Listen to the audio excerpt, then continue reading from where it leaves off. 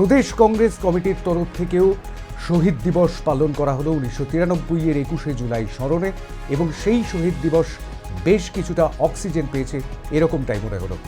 কংগ্রেস নেতা, কংগ্রেস মুখপাত্র সুমন রায়চৌধুরী কি বললেন শুনুন। জাতীয় কংগ্রেসের কোনোদিন কোনো অভাব নেই। বিষয়টা হচ্ছে, এটা ঘটনা দীর্ঘদিন মমতা বন্দ্যোপাধ্যায় তার পেশি শক্তি এবং অর্থ শক্তি দিয়ে 21শে জুলাই, যেটা আদৌ ওনার তৃণমূল কংগ্রেসের সঙ্গে সম্পৃক্ত কোনো দিবস নয়, সেটাকে উনি হাইজ্যাক করে নিয়ে রাজনীতি করেছেন। শহীদদের স্মৃতি এবং শহীদদের নিয়ে রাজনীতি করে গেছেন।